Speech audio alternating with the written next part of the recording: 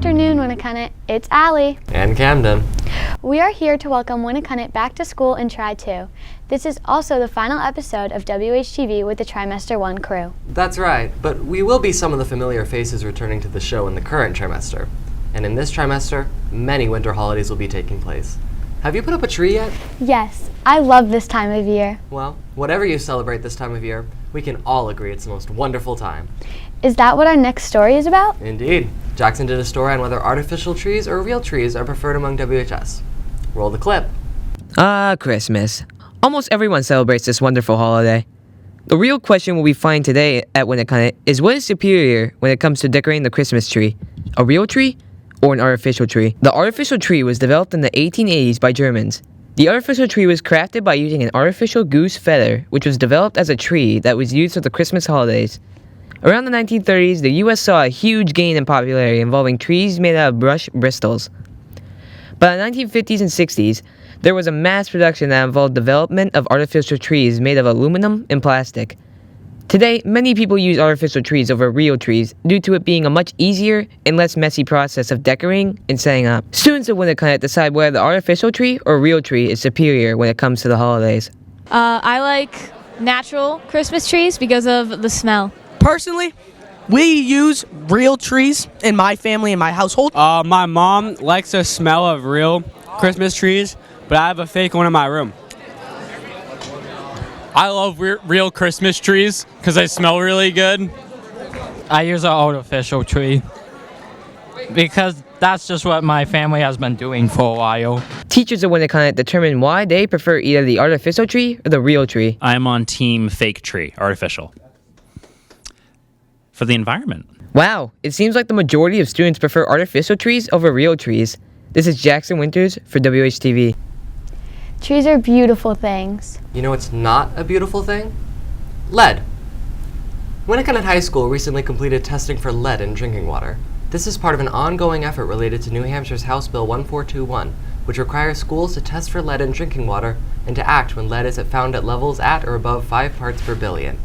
Lead typically enters drinking water through piping and plumbing materials, and because lead is tasteless, odorless, and colorless in drinking water, testing is a way to learn whether lead is present. During recent testing, samples were collected from drinking water outlets, with 41 samples testing at or above the level where action must be taken. These outlets are in science classrooms, restrooms, C105, and have been permanently posted non-potable. And now that I'm settling into the school, I am thinking about joining some more clubs. Would you happen to know anything about what I should look into? Yes, I did a story covering some of the up-and-coming clubs here at WHS.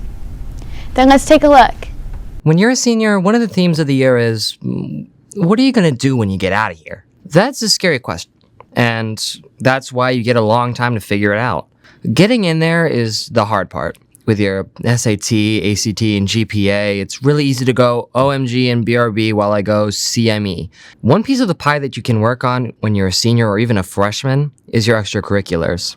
Extracurricular activities are a part of every school and offer a more specialized focus on your hobbies and interests that are a fun part of your week to look forward to and are especially good on your college application. We all know about our main clubs such as the math team, the chess team, the drama club, but what about some clubs that are new to the scene?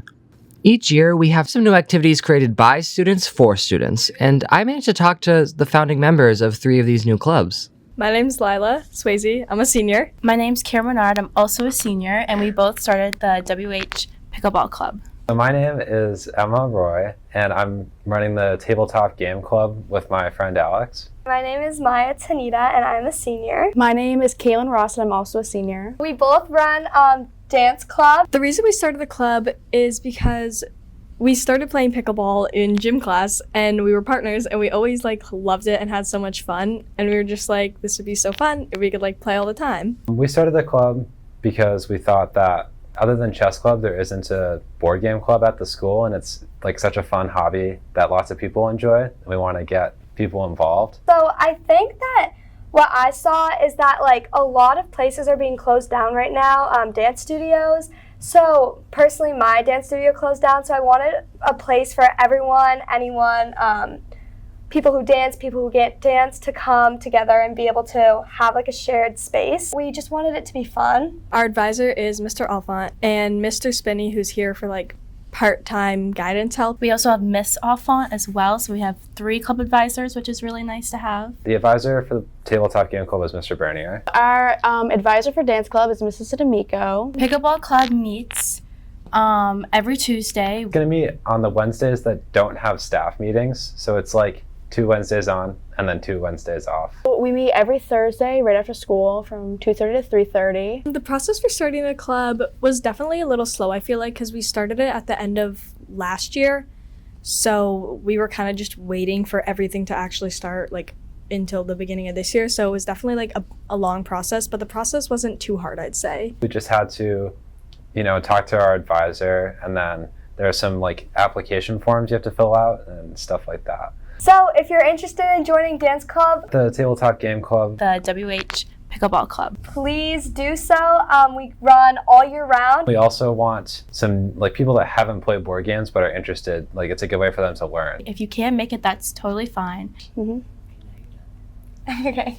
Well, you heard them. Go out there and put some fun back into your routine when it comes in. As always, it's Camden for WHTV. I think that was pretty good. That's just because you're the creator. I suppose. Just like you, there are other creators at Winnacunnet. Oh, you must be talking about the members of the music department. That's right. On the weekend of November 22nd, members of the band and chorus tried out for the all-state team. 8 Winnacunnet students traveled to Memorial High School in Manchester, New Hampshire, to audition for this year's all-state festival.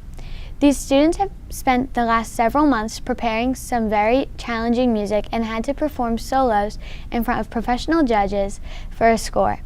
It is a very difficult and demanding process. I am thrilled to announce that 3 out of the 8 students scored high enough to be accepted into this year's festival. Those accepted students are Ray Armstrong, accepted into the mixed chorus on tenor voice, Colin Daly, accepted into the mixed chorus on bass voice, and Ben Box, accepted into the band on tuba. Ben Box also received the highest score in the state on tuba by receiving a score of 88.8 points out of 100. The next highest tuba score was 71 points. This is the second year in a row that Ben has received the top score on tuba, and his 3rd year being accepted. In addition to the musical creators, we have one last story about the on-field creators from this fall sports season. Anthony did a story on freshman athletes playing on varsity fields in the fall. Hello, Winnacunnet. This week, I took a look at some freshman athletes who play fall sports here at WHS. Although I can't look at all 87, I was able to speak to 3 of the freshman athletes. These 3 are part of 9% of freshman athletes. These athletes are freshmen on varsity athletics. They make up the minority of our sporting field. 9% of freshman athletes, 4% of varsity athletes, and 2% of fall athletes. I play soccer. I play volleyball. I play field hockey. I've been playing soccer ever since I was 4, so about 10 years. This would be my 4th year since I was 5. In addition to the 3 interviewed athletes, there are 5 other freshmen competing at the varsity level. They are Daphne Corbeil and Emma Somerville, girls soccer, Michael Bramhall, football, Hannah Dobson and Emma Philbrook, fall spirit.